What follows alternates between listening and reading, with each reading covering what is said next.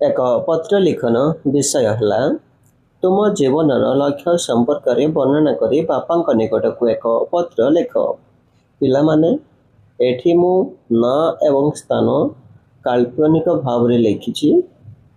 तुम्हें चाहिए अन्य काल्पनिक ना ठिकाना लिखिपर। देख पिला माने डाण पार्श्व तारीख स्थान रपरे तलक लेखा अच्छे देख प्रिय बापा सादर प्रणाम नेबी आशा करुच्ची आपण ओ माँ भलरे थिबे। मो मध्य एठारे भलरे अछि। आज मो मो जीवन लक्ष्य विषय आपन को जणाइबा पई एही पत्र लिखिछि। प्रत्येक मनुष्यर जीवन एक निर्दिष्ट लक्ष्य रहिबा आवश्यक।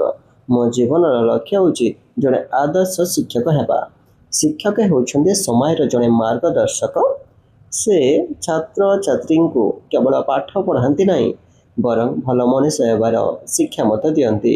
तेणु मु जड़े दक्ष सच्चोट और आदर्श शिक्षक होई देशर भविष्य गढ़ा चाहे।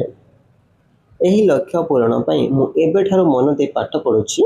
नियमित अध्ययन करने सहित श्रृंखलित जीवन यापन करने को चेष्टा करुछि। आपणकर आशीर्वाद और प्रेरणा मते मोर लक्ष्य पथरे आगे जीवार साहाय्य करिवो। इति आपणकर स्नेहर पुओ जो माने झी अच्छ झी लिखिब। ठिकणा तले प्रेरक ग्राहक बा प्रेरक प्रापक ये काल्पनिक नहीं तुम्हें अन्य ना ठिकणा मत दे पारिबो।